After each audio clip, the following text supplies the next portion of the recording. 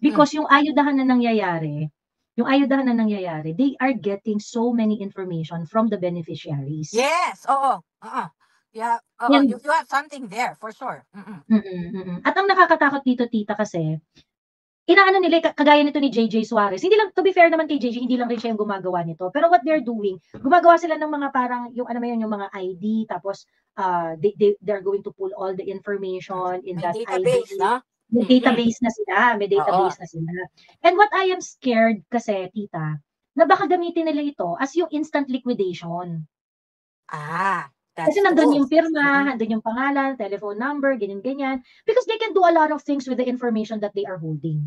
Correct. Okay? Tama. Number one, pwede kasi nilang gawin na instant liquidation sa COA.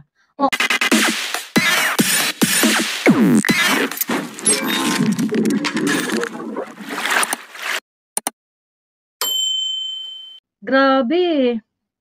Ang dami-daming ganap eh. Ang tawag dito, election filing October 1 to 8. So, nasa October 4 na tayo ngayon.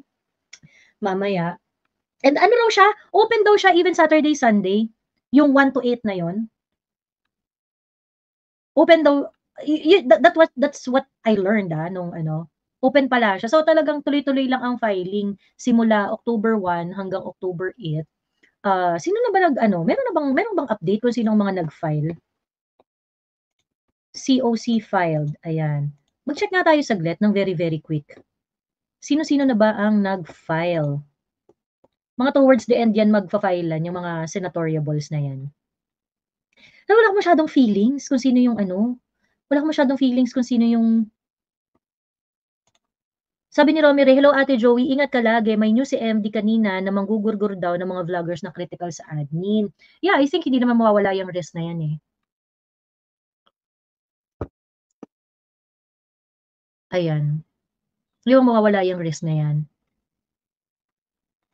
Ayun, okay? Marcoleta, no, Tulfos, artista, may kasong ngiwi, mangga, mambubudol with luxury stuff, crooks, luklukan ng sinungaling, kawatan, sagad to the core, maging matalino na dapat ang mga botante. Ayan. Pero alam mo, itong election na to, naku, sabi ko sa inyo, itong election na to, wala ka naman choice kung sino lang yung magfa-file, yun lang yung pagpipilian mo. 'Di ba?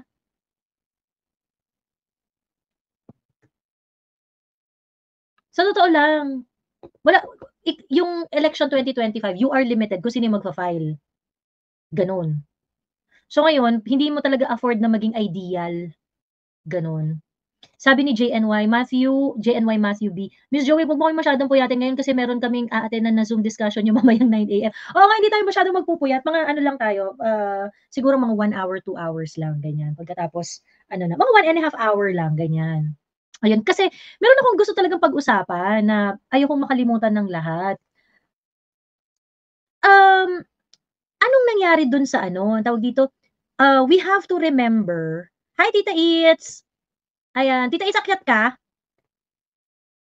Gusto mo umakyat? Teka, mag-send ako ng link kay Tita Its. Kasi, we have to make an inventory, no, ng mga update ng kung saan napupunta yung mga pera natin.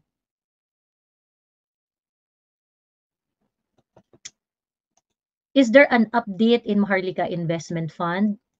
Okay, kasi there are several funds that I can think of na talagang asan yung mga pera doon, ganon. Teka lang, send ako lang ng link si Tita Its.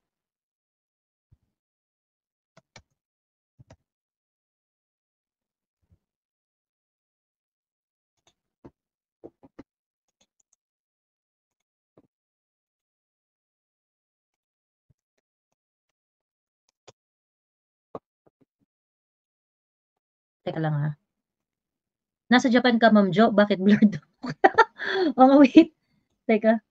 Ganyan siya pag nagre-refocus. Teka.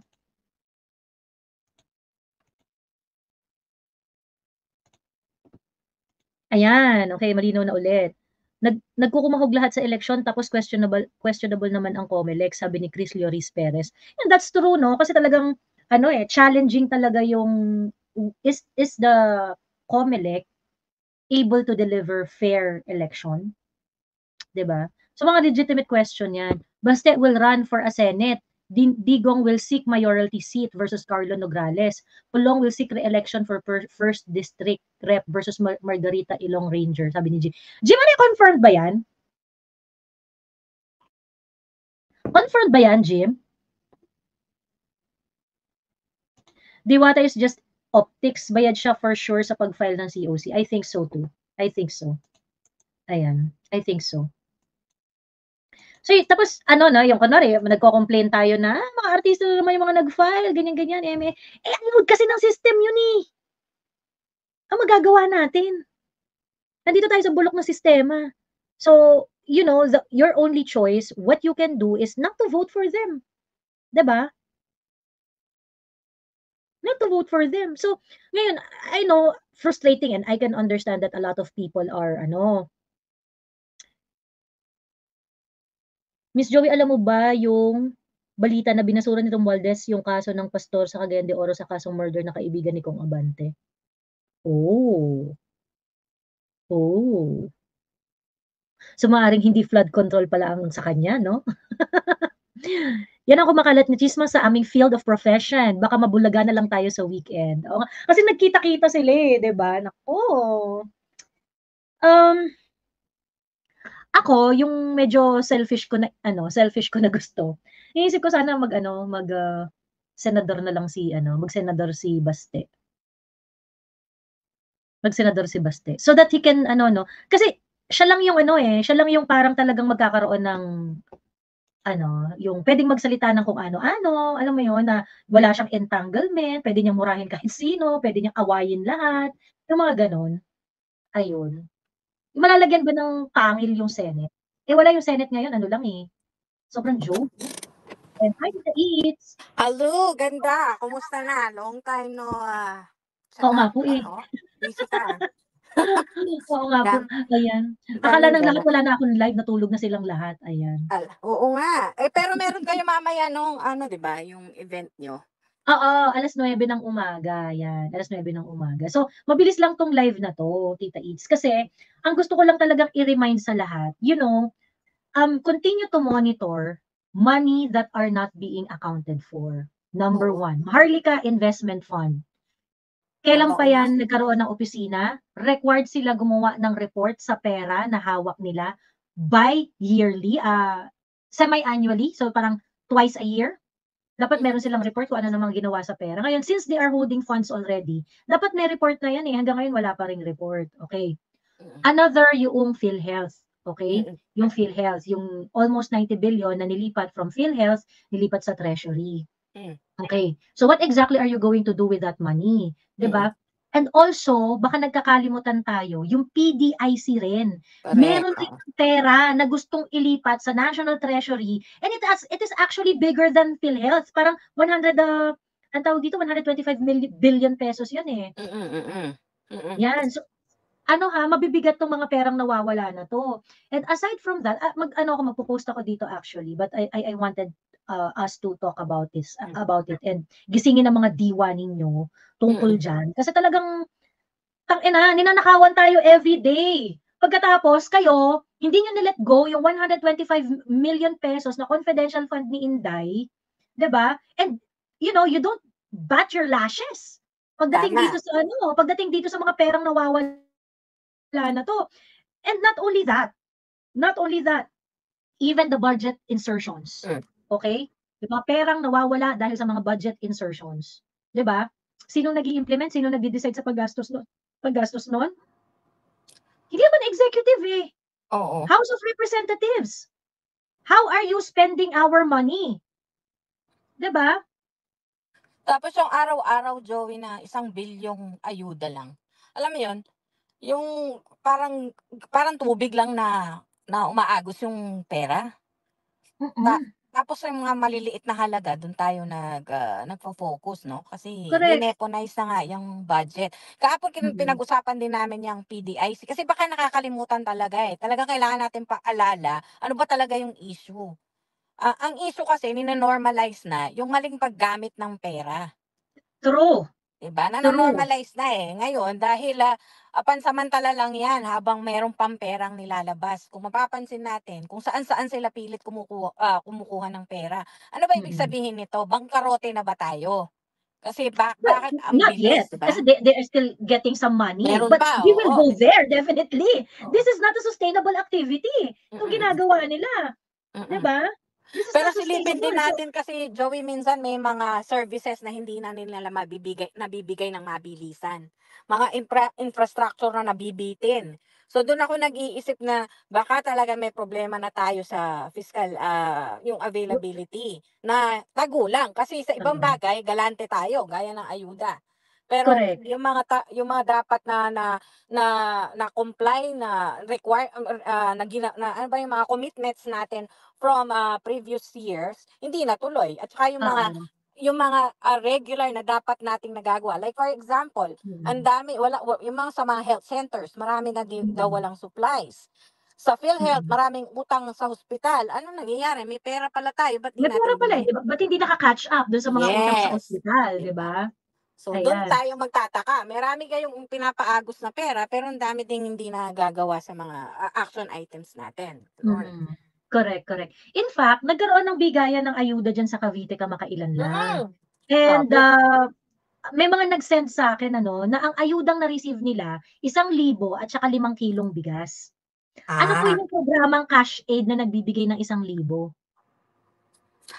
aw, meron? Supposedly 15,000 yata yun, eh, kaso nga lang siyempre ang nakarating sa ano, 1,000 na lang. Oh my God, talaga lang? May Mm. ano ba 'yan, accounting? Pinapapirma sila, Joey? Ang, pagdating kasi dun sa mga ganyan ang nakalagay lang, list of beneficiary tapos pirma. List of Hmm, beneficiaries pagkatapos pirma. Um, wala ang wala well, wala, eh, 'no? supposedly yun na Hindi mo yun pagkatapos ma-trace. liquidated ka na dun sa ano, liquidated ka na dun. Ano Ano, yan, sorry ba? liquidated na sila nun, 'di ba? Basta may pirma Liquidated na sila nun. my God. So how do we even confirm that these are actually living and breathing people? Well, isa-subject na sa audit. I think they will do parang ano, tita dun, eh, yung random na, Random, "Oh, yung nakapirma kasi may contact number yun and what oo, not." So, ano nila yun, i-o-audit nila, ira-random test nila if the ano, kung kunwari dun sa list ng mga recipient, meron silang randomly i-ve-verify and then if they can find it, then walang problem. So, that's what they did dun sa ano, eh, dun sa kay Inday, eh, 'di ba yung parang yung mga beneficiaries daw niya, oo, parang hindi masyadong ma-verify kung oo, legit, oo. gano'n. Tas So, random nila, mm. kasi Pero ni-random Joey, yung nila. halagang yun na 1,000 ano ba yun, pamasahe pauwi? Mm. 'Di ba? Anong OMG. masosolusyunan nung 1,000 na yun? Oo nga, eh. Tapos yung araw pa nila na pumila sila the whole day, The ginawang whole day. prank, what-not, 'di ba? Malaki pa bayad ni Daryl Yap sa extra niya sa pelikula, Oh, 2,500. parang yun lang, yung araw mo binayaran nila para may tao habang namimigay ka. Ano lang, puro Oo, optics, eh, 'no? Hmm. oo, totoo. Tita Its, may isang seryosong problema diyan sa pag-aayuda, eh, yung kasi they are ano 'no, they are actually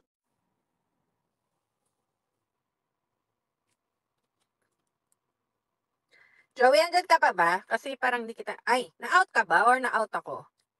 Ano nangyari? Wait lang.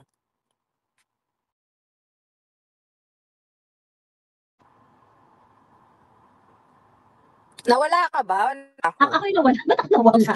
Nagulat Na-kick ako. out ako sa sarili kong live. Parang naiwan ako. Hindi mo ako sa ere, para kang si Tolentino. Ayan, I'm back, malakubak.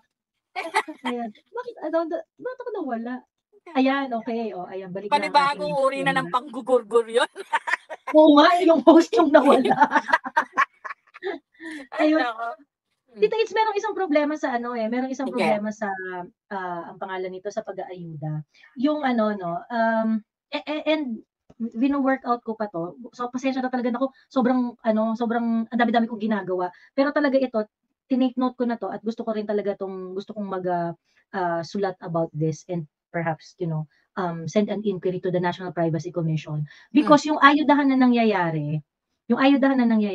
are getting so many information from the beneficiaries. Yes, oo, oo. Yeah, oo, And you have something there for sure. At ang nakakatakot dito tita kasi, inaano nila kagaya nito ni JJ Suarez, hindi lang to be fair naman kay JJ, hindi lang rin siya yung gumagawa nito. Pero what they're doing, gumagawa sila ng mga parang yung ano yun, yung mga ID tapos they're going to pull all the information in May that ID. database, no? May database na sila, may Oo. database na sila. And what I am scared kasi tita, na baka gamitin nila ito as yung instant liquidation. Kasi That's nandun true. yung pirma, nandun yung pangalan, telephone number, ganyan-ganyan. Because they can do a lot of things with the information that they are holding. Correct. Okay? Tama. Number one, pwede kasi nilang gawin na instant liquidation sa COA. O kunwari nagpamigay ako ng nagpa-cash assistance ako, ganyan. Ching, print lang na ganyan, kumpleto na kahit hindi na-receive. Tama. 'Di ba? Kahit hindi na-receive. O pagkatapos, aside from that, because they get information that are not necessary for the bigayan ng ayuda, like for example, mga social media information, mga ano-ano, kung ano-ano pang mga ineme diyan, ganyan-ganyan, they would be able to map sa mga binigyan namin. Sino ba dito ang mga Anti, tsaka ingay sa pro. social media? Sino Oo. ba ang pro? Sino ba ang anti? Yes. Ganyan. And Yes. just like what Stella Kimbo is doing. Stella Kimbo, 'di ba, pinost ko 'yun sa group chat nung Mother Goose mo. Na galit siya dun sa mga binigyan niyo ng allowance na tumatanggap ng ayuda dun sa kalaban niyo. Oo. Nag-ano pa siya, 'di ba? Nag-warning siya. Nag-warning pa, kabibigay lang ng allowance sa inyo, sige, hahayain naman tayo dito, ganyan. 'Di May ba? definite concern ka doon, Joey, kasi you do not know the intention. And actually, no, nabanggit ko din yan. Pwede nila ibenta yan, actually, yung information na yan. Yun ako, Yes, very bad na yes, iniisip ko. yes. They can put that up for sale. Mm. At tapos, paano Because we pag do not wala, know how they're going to use our data, Tita Its, and you don't know. it's basic in any data privacy notice that they are going to inform lahat ng kinukuhanan nila ng data, paano nyo itatago yung data na yan, paano nyo gagamitin yung data na yan, paano nyo i-distract yung data na yan, sino ang maghahawak yan, saan nakastore ang mga information na yan, and those kind of things. And expressly consent to all those. Paano Correct. naman nagko-consent? Hindi naman, pag pinirmahan nila yan, pikit mata na lang. Di naman nila tinatanong, saan po ba pupunta to? Anong cloud po ba to? So, there's so many things with the individualized collection. Yun ang problema ng decentralized na collection of data na ganyan. Pero, I don't know if we're ready for either type of data collection. Yung centralized and decentralized. Tita, ito seryosong concern to. Actually, yan yung natatakot ako. Malaki ang chance niya na hindi pa botohin ng mga identified anti-Marcos since may database sila, baka biglang bumoto yung pangalan kahit hindi naman bumoto. Yun. Yun yung isa. It might be used for election fraud. Baka mamaya Ginagawa akala naman mo yan dati, rehistrado ka, bigla Joey. kang hindi, Yung mga patay bigla na hindi ka na buhay. rehistrado. Oo. Yung pakapatay, 'di ba, nakakaboto pa. So, it's not going to be something na masashock tayo if it's going to be happening. Lalo na ngayon, napaka-computerized na natin. Ang dali na lang i-pull out ang data. Noon, mano-mano lahat yan. Pero yung patay, nakakaboto. Yung Totoo. may mga flying voters. So, everything can happen now. Ang pinaka natin talaga dyan is to go for absolute clarity on the privacy laws that should be implemented, and yung collector ng information will be liable and transparent with consent. Ako sa consent, Joey. Yung consent, pag wala yan, you cannot use any of my information for anything. Pero ang problema kasi diyan, Tita Its, of course, yung kukuha na nila ng data, magko-consent yun. Kasi nagbayad. Pag hindi sila nag-consent, hindi bibigay sa kanila yung ayuda nila, 'di ba? Yan ang problema. Ang very vulnerable naman talaga dyan, yung alam mo naman. Kasi siyempre, yung mga discerning talaga, na hindi man masyadong kailangan yung mga ganyan na assistance, iintindihin kung ano pinipirma nila. Pero yung mga nakapila para sa ayuda, I'm not sure if they're even concerned about the fact that, later on, that information can be used for anything at all. Diba? Even for the unforeseeable future. Ako, yun yung naisip ko na paano pag hindi na siya politiko. Gusto niyang ibenta sa business or whatever, right? Correct, Diba? oo. Or another politician will benefit from it. Ako, ano-ano na. Totoo. So we wouldn't know, and the problem is, ito namang problema sa privacy and security ng information. Hindi naman to unique sa sa panahon lang ngayon. In fact, Andres Bautista, was recommended by the National Privacy Commission in 2016 to be prosecuted sa data privacy breach. Kasi if you remember, Tita Eats, I'm not so sure kung naalala mo pa 'to, nagkaroon ng Comelec noong 2016. And Okay. it involves 16, ilang million yun na ano, teka, parang 16 million votes, ay 16 million information, teka. Comelec. This is as far as election is concerned, right? Election related. Di ako familiar dyan sa case na. Ito. Okay. I-share ko tong ano, Tita Eats. This is the statement of the National Privacy Commission in 2017 after nilang imbestigahan yung Comelec, yung data breach incident. Ayan. So, Privacy Commission recommends criminal prosecution of Bautista over Comelec. This was in January 17th, 2022. Parang naalala ko na nga, oo.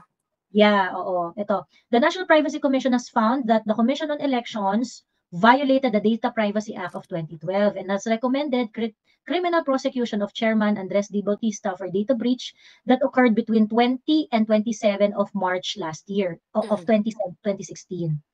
Ayan.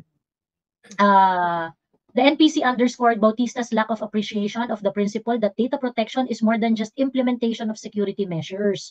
Data privacy is more than the deployment of technical security. It also includes the implementation of physical and organizational measures as well as regular review, evaluation, and updating of COMELEC's privacy and security policies. Ayan. Asan ba yung, ito. The voter database in the Precinct Finder web application containing 75,302,683 records. The voter database in Post Finder web application which contains 1,376,067 records. iRehistro, 139,301 records. Grabe yan, oh. Massive talaga to. Firearms ban database containing 896,992 and 20,485 records of firearms serial numbers. Grabe. Yan siguro yung gun ban, no? Kaya kinuha nila No, kasi pag nag-election, actually mga data na hawak ng Comelec yung mga yan eh. Napakadelikado niyan, ano? Correct. Now, if Comelec cannot really take care of our data, pagkatapos itong mga politiko na to are getting the information of the beneficiary of ayuda. Unang-una, ito kasi mga nakakatakot diyan. Hindi nyo na nga ma-monitor kung nakakarating ba ng tama yung ayuda doon sa binibigyan. Monitor nila kung paano mag-manage ng data tong mga ulupong na to.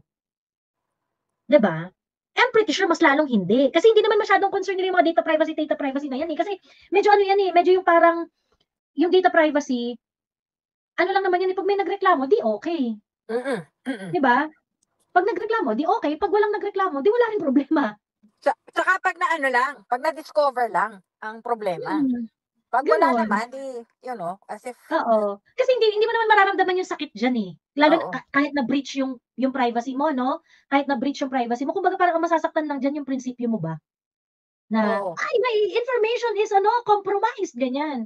Yung mga ganon. And the danger that may come with it. So, kumbaga parang, siya, yung theoretical yung damage. Oo. At saka pag alam mo naman sa Pilipino, pag hindi siya, kahit hindi nila maintindihan na kahit maganda yung information na na-leak about them, it's still a leakage and a violation of your privacy. Alam mo yun, yung parang, pinalitaw nila na dati kang magna cum laude ka sa school. That's still my personal business, Pero, okay lang kasi maganda naman siya. Hindi siya pangit, hindi siya negative sa akin. But the point there is, that's my business. Alam mo yun, yung parang ganon. Dito nga kasi, Joey, di ba, I mean, in most countries, unless you consent to a company emailing you directly because they have your information somehow, Pwede mo silang balikan. I did not consent to you emailing me because now you're using the information I gave you, my email address, to Mm, email me mm. without my consent. That's Ganun and lang. that's a lawsuit ano kapagka That's a gano'n. lawsuit because that's already a breach of my privacy and I did not Mm, consent to any of your contact. oo, I don't know kung mm, gaano kahigpit diyaan yung gano'n na kalakaran ba, yung 'pag di mo mm. kinonsent. I would suppose hindi rin. Hindi rin gano'n kahigpit. Dito sa Pilipinas? Oo, halimbawa, nagpunta ka ng Oo, bangko, binigay mo yung email address mo, tapos hindi ka naman tatanungin, "Puwede ka ba naming i-email?" May gano'n ba na, ano ngayon, legislation? meron Oo. kasi the data privacy law will require that, eh. Tapos, supposedly merong mga audit on as far as I can remember, noong 2022 immediately after manalo nito ni uncle mo Bongbong, NPC wanted to do parang an audit doon sa mga malalaking ano, data controllers, yung mga Hmm, data collectors, ayan. oo. So supposedly this kind of things are supposed to be audited. Kaso Mm. parang hindi naman na siya I don't know, parang wala na ring ano, eh, wala na ring, it should have been a good ano 'no, initiative sana, Oo. yung pagkapanalo ni Bongbong. May mga ganyan ng etchos 'tong si ano, si National Privacy Pero Council. ngayon alam na natin it could be used some other way. Kung sakali man magkaroon sila ano ba dun, analysis doon at control, Oo, medyo hindi maganda ang kakalabasan na paggamit nila. So, I think mm, it was some sort of a blessing na wala sila talagang absolute control dun sa information na yun. Kasi one time na nag-ano yan, 'pag in-audit nila, they see the whole picture. Oh my oo, goodness, we are in a deeper mess siguro. mm, mm. Ayun. So yun, actually yun yung mga concern ko diyan sa ayuda na yan ano. Eh, siyempre pagka kunwari eto ha, sino yung binibigyan nila ng ayuda? Yung binibigyan nila ng ayuda most of the time ang concern lang niyan makuha yung pera, 'di ba? Mm. So ngayon, hindi naman nila iniisip na parang, yung aking privacy rights ay na-breach or things like that, ganyan, ganyan. That's why ano 'no, that's why yung galit ko talaga dito sa uri ng gobyerno na meron tayo, talagang gano'n-gano'n na lang. Because they are supposed to be the one to think about the welfare of the people, eh. Tapos sila yung nakakaintindi na ano, eh, sila yung nakakaintindi dapat na, hindi niyo yan dapat ano, hindi niyo dapat isinasawalang-bahala yung mga karapatan ng mga tao even if hindi nila kini-claim, 'di ba? Eh, kasi paano kung i-claim nila yung karapatan nila na yan? But no, they are not protecting it and in fact, they are tolerating it. I'm not sure that ano 'no, compliant 'tong mga kongresista na 'to sa mga gimmick-gimmick nilang pamimigay ng ayuda sa iba't ibang mga benepisyaryo nila. You know, Kasi if they are consolidating all the data, dapat yan available rin sa public, 'di ba? Sino yung mga sa nabigyan ng pera oh, or sino dapat may mga gano'n, eh. actually, Joey, pati confidentiality, I find it really, really loathsome na ikaw pipirma ka all with the rest of like 100,000 people who can see your face. Mm, Kasi if you want to give some dignity sa type of assistance na ibibigay mo, ipo-protect mo rin yung personality na humihingi sa'yo. Nakukuha mo ba yun? Yung mm, point ko mm, na, why don't they just give it some sort of another system wherein hindi mo naman pinapakita yung mukha mo dun din. Kasi mm, nawawala yung sense of dignity ko bilang tao. Tapos parang nakapila, kaya ang tawag ko dyan, Joey, limos, hindi ayuda. Because oo. the way Pero they're, ako sa totoo lang tita, ako mm, gusto ko yung ayuda, lahat ng nakatanggap ng ayudas from the government, I want their identification revealed. well, voluntarily, yes. But yung paano yung Hindi, ayaw?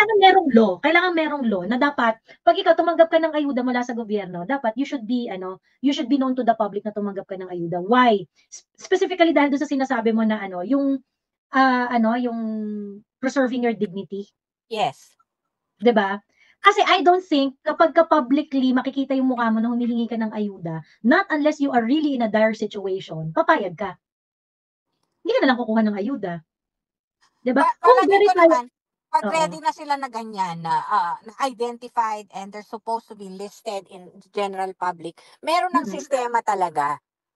Talagang ano na siya, in place na everything is, hindi kagaya nito na Oo, hindi samput-samput yeah, lang. there has to be a system in Mm. place, correct. Agree naman ako dun.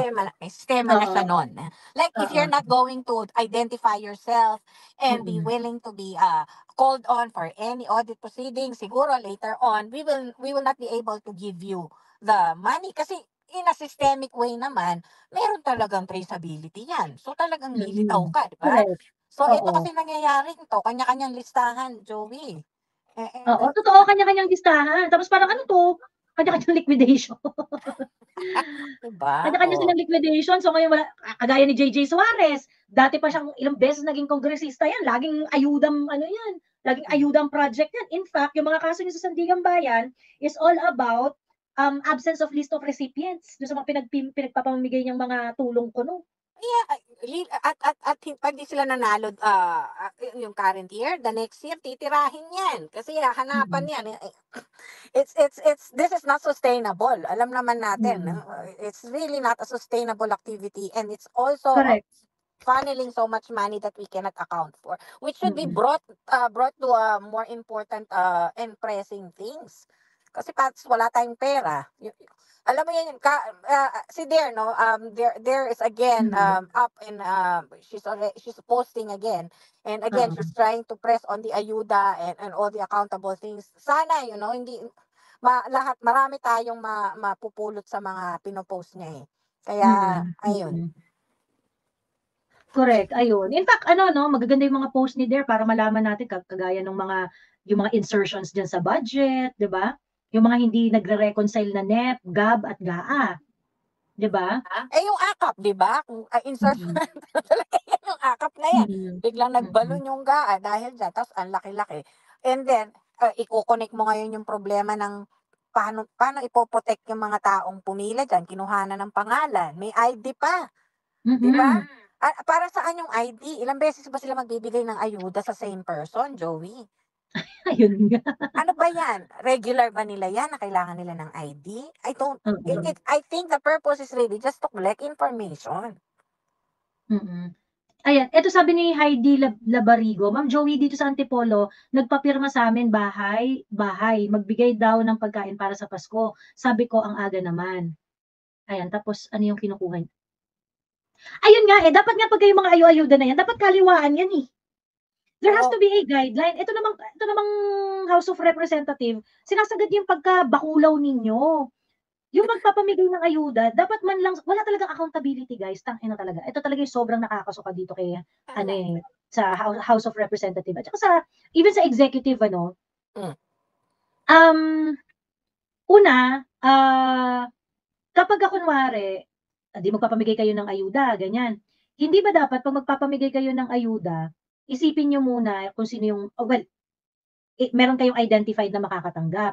And then yung mga makakatanggap niyan dapat bibigay ninyo kaliwaan, 'di ba? Dapat meron kayong mga measures on how to verify kung yung pera nakarating talaga dun sa talagang dapat mapuntahan, mm. gano'n. So, I mean, these are the things that are not being addressed by the Ayuda Nation. Iniisip ko dun paano Talagang ano sila lang talaga 'no, it's really the fastest way for ano, to put the money in their pockets, yang oo. ayuda-ayuda na yan. Natawa ako dun sa kaliwaan na sinasabi mo. Hindi nga nangyayari ano, nauuna yung information collection, Joey. Tapos 'pag Mm, ibibigay nila, installment or partial pa. Para mm. alam mo yun, para hawak pa Correct, rin nila sa leeg yung tao kasi pinartial oo. nila. O ngayon, ang issue diyan is paano sila nakakaulit to request for more funds if it's not been liquidated properly yet. Parang Mm, alam mo yun, dapat magkaroon ng sistema na before I release money again, kung HOR man yan galing o kung saan mm, saan man nila dinaan yan na mga alphabets, like mm, AHAP, kailangan mm, i-liquidate muna nila bago sila bigyan uli. Pero parang naka-budget. Alam mo yung sinasabi ni Dare, ito bumalik na naman tayo. Parang parang ina-allocate nila yan. Pati yung mga ano ba, ina-allocate talaga nila yan. So alam na nila yung distribution per person, per congressman. So oo, paano nangyari yun? Hindi ba nila alam sinong bibigyan nila? Paano nila mm. na-allocate? So may budget lang. So for Because the example, allocation basically is dependent on the utos oo. of the tambaluslos, Kaya gano'n. siya nga yung ano, eh, 'no, siya talaga yung may control sa lahat, 'no? Then like for Mm, example, yung nangyari na lumulubog na diyan sa Metro Manila tapos dun sila sa Davao nagpaayuda. Don't tell me that was something that they planned for. It's mm, not, parang ano lang yun, parang ang sa akin is, alam nila mahina sila doon, no matter what's happening in the north, pupunta kami doon. You know, just to Mm. show tapos Joey, itong pagpunta nila sa ayuda, babalik tayo sa ayuda, ba't ang dami nila? Bakit kailangan 200 congressman sasama para sa isang ano kalokohan Totoo. yun? That alone is so very expensive, eh. Biruin mo papahotelin mo pa lahat 'yan, 'di ba, eh, hindi naman matutulog 'yan sa mga ano, sa mga school building. Magho-hotel 'yan, five-star hotel pa, I'm pretty sure. You know, hindi nila yung impunity ba, wala lang. Wala lang Mm, talaga, hindi kasi hindi mo naman hindi ka representative ng lugar na 'yan, bakit mo kailangan sumama? mm. Ano, Totoo, totoo, 'di ba ang dami na nating gigil sa kanila, Joey. totoo. At hindi ko maintindihan bakit ayaw gumising ng bayan, Diyos me, ano ba 'yan, ang tagal niyo magalit, 'di ba? Nakaka-frustrate ano, nakaka-frustrate na parang, ano ba 'to, are you year after year we're just going to accept this kind of things? You know, guys, to be fair 'no, to be fair, this would really require ano 'no, years of reflection. That is why I'm not putting so much hope dun sa 2025 election, eh. Nothing's gonna change. Because we are in the same system, we are in the same bullshit. Unless we understand that purging is needed. Magiging ganito Drastic lang talaga tayo forever. Magiging drastic ganito lang tayo purging. forever. Mm. Sabi ko nga, hindi ba nila puwedeng gawin 'to sa eleksyon? 'Pag nakita niyo na yung pangalan ng taong 'yan before in the elections, especially yung mga may sobrang tanda na sa pulitika, puwede Mm. ba wag niyo na iboto? Alam mo Mm. yon yung mga I'm sorry, Senator Soto, Lito Lapid, oh my goodness, puwede ba Hmm. parang wag Ang na. tumanda na diyan sa Senado, wala namang ambag 'no? Ano bang naiambag ni Lito Lapid maliban sa ano, sabi ko nga girlfriend niya si Lorna Tolentino ngayon, maliban dun ano na Mm. ang True, sakit, ayan si ano, si Tito Amik. Hi Sir Amik, nakita ko lang oo. message. Sabi ni Tatay Amik, that is purely political. Ang may hawak ng listahan kung sino bibigyan ng local units down to barangay and family leaders, like what they were doing every elections. True! It's Ganyan na lang talaga tayo It's forever. working for their favor, tapos they're violently refusing to centralize, information. Meron kasing good and bad 'yan, 'di ba? If you centralize Mm. information, services will be faster. And then isa lang talaga isa lang yung naghahawak ng information at, Mm. um, madali yung dissemination. Pero yung bad naman para sa kanila is of course wala silang control, wala silang epal moments. Correct. And well, ano 'no, yung ano, yung isa rin sa mga pinakamatagal ng argument na ginagamit nila diyan sa mga centralized information na ganyan, yung kapagka merong database gano'n, is ang lagi nilang sinasabi, "Eh, kasi baka mamaya ano, pagka state controlled na yung parang invade na yung privacy namin." Naka Yung mga gano'n-gano'n. Yung mga gano'n-gano'n. Actually, yan yung mga hindi ko maintindihan sa mga Pilipino na mga rason ano, Oo, na ano, yung may Facebook nga kayo, Diyos ko arte-arte ninyo. tapos Pati nga yung ininom ibang niyo coconut, bansa 'di ba, ibang oo. bansa tumitingin ng information mo, okey ka lang. Mm. Kulay nga ng pante mo nire-reveal mo sa public pagkatapos ayaw mong i-share sa Tapos sarili mong gobyerno na makakatulong sa'yo, ayaw mong mm. ipagkatiwala. Pero kasi 'no, Oo, kaduda-duda talaga, yeah, we oo, cannot blame our people, from distrusting the government. We cannot oo. blame. Pero fini-feed din kasi nila 'yun para for their own advantage and benefit, 'di ba? Mm, Fini-feed nila mm. 'yun, eh.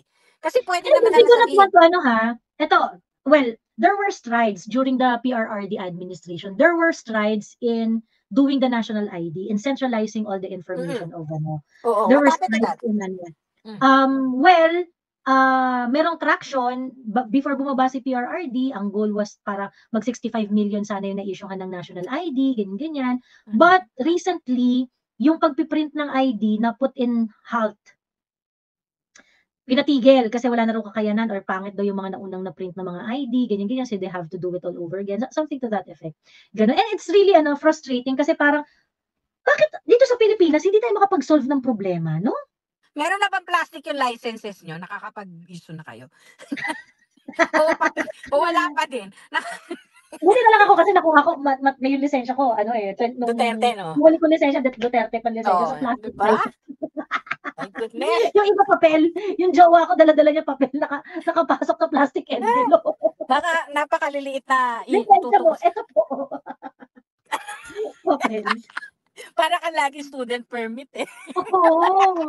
Nakakaya, Tita It's, Diyos me. Eh, yung ano ba, plate numbers? Anong balita sa mga plate number? May plaka na? Nakakabilib. I think ano ulit, super delayed. Yung kapatid ko, 2 years na yung kotse niya bago nagka-plaka. My goodness, papa-overhaul ka na, wala ka. Expire na yung insurance ng kotse mo, wala ka pa plaka. Ay, nako, Pilipinas. Ano ba yan? Yung Yan. Paano tayo magsicentralize ID? You want? My God, why can't we solve problems here? Come on. Mag-demand naman tayo. Yung mga sumusuporta pa rin sa current administration, ano yung hindi nyo nakikitang, ano yung nakikita ninyo na hindi namin nakikita? Iba kasi tinitingnan nila eh. Alam mo, hindi non-issue sa kanila yung mga ganyan. Parang ang bobo lang kasi, Joey, ang bobo lang plaka. Plate number, lisensya, papel lang yan, 'di ba? Plastic lang yan. Bakit napakalaking bagay naman? Pero pag makaayuda kayo ng 1 billion isang araw, ang bilis-bilis. Anong problema? 'Di ba? True. Actually, yung mga gantong klaseng ano talaga eh, parang tinatanggalan na, yung parang sinanay tayo sa kapalpakan. Wala na tayong maramdaman kapag may mga bagong palpak. We cannot hide this kapalpakan kasi may magandang article si Business World. Teka lang ha. Sabi ni Chito, papel pa rin ang license ko. Okay lang, Chito, di ka nag-iisa. Marami kayo. Marami kayo nakapapel lang. Huwag kang mag-alala. You're not alone. Buti sana kung medyo maganda-ganda yung papel na ginagamit na yun. May seal pa or security paper. Alam mo? Hindi. True. Ayan. Ito nakakatawa to. Ayan. Well, ang info card to from Business World, the Philippines fell 2 places to 69 out of 146 countries in the latest edition of the Global Attractiveness Index. The European House, Ambrosetti, the index measures the attractiveness of countries using key performance indicators under 4 sub-indices: positioning, dynamicity, sustainability, and future orientation. With an overall score of 34.7, the country was categorized under medium attractiveness. Ayan. So I think this is something to do with attractiveness, as a venue for investment. Yan, I think yun yung yan. Ayan. So, ito yung Philippines. We're down 2 notches, 2 places. Ayan. But look at Vietnam, Tita Eats. Up sila by 4 places. Thailand, up by 2 places. Singapore, up by 2 places. Iwan talaga tayo. Yeah, oo. May iba tayo, di ba? Myanmar, up 3 places. My God, talaga? Lower than us, 137. Rank 137 sila, but they are up 3 places. Okay? Baka problematic sila, di ba? Grabe tayo. Yeah, oo, kasi may mga may mga issues rin ng Myanmar eh. Correct, di ba? Problematic sila. Oo. Ay, Joey, we've never been a country known for having ease for doing business. Hindi natin strength yan. Oo. Di ba? Ayan. But sabi nila, kasi natatawa ako kasi dito, kasi may mga, bakit 2 places lang naman yung binaba, ba't kayo nag-iiyak dyan, ganyan. Sabi nga nung mga nagki-criticize. And I think, the reason why I wanted to pay attention to this, kasi ito yung problem dun sa mga supportive sa gobyerno. You look at it as if para siyang pageant. First place, second place, third place, fourth place, yung ganon. Yung nakarank lang na ganyan, and that's it, pansit, ganon. Okay? But this is not like that, okay? It is not like that. Okay, we are down 2 places when it comes to attractiveness, Global Attractiveness Index. Ngayon, anong ibig sabihin yan? Ibig sabihin, dun sa mga kagrupo natin, let's say dito sa Southeast Asia,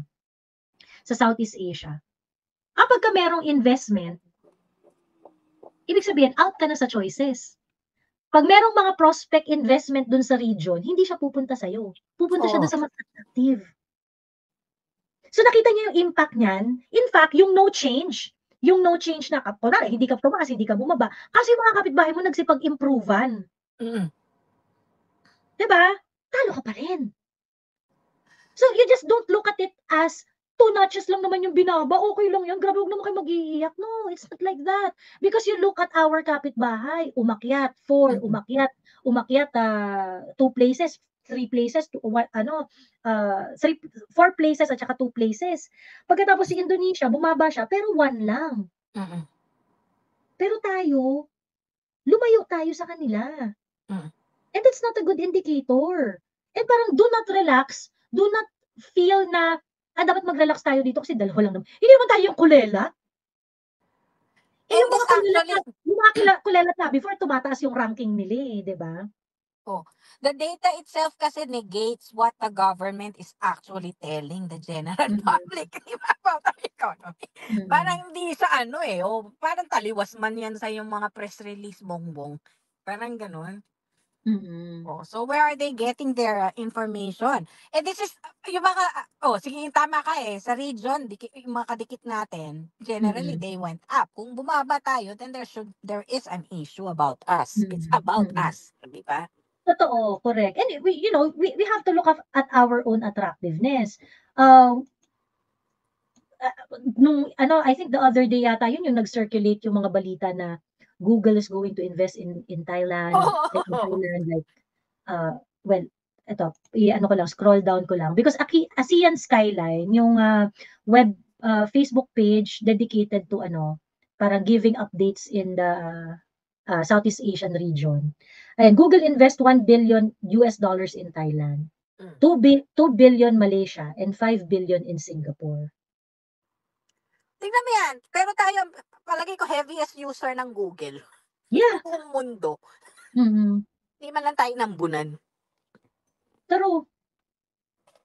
No, we're losing the ano, no, we're losing the we're losing in the competition. Kasi hindi ka attractive. Oo. Mas Talagang yung attractive ano, yung tatlo. yung ease of doing business talaga, yun ang isa. Tapos ngayon yung general Mm, ano ba ng country natin. mm, Alam ng buong mundo magulo tayo ngayon. Alam yan. Who would be attracted to go there at this point, no? Siguro at this point lang, temporary lang yan. Kasi mm. napaka-unstable talaga eh. True, true. Ayun, so ano, well, there are so many reasons. Like for example, why would you put your money in a country na merong mga iPhone missiles O na yun, isa yun. target Number one, sa risk naman possible, tayo. oo, wag kang maglalagay ng ano, ng pangmahabaang investment diyan, eh, puwedeng maging target ng nuclear war yang Correct. Pilipinas Oo, anytime tapos soon. nakikipag-away tayo sa mga kapitbahay natin. So, eh, Correct. yung Mm, overall risk na indicators nasa oo, atin, tayong winner. oo, totoo.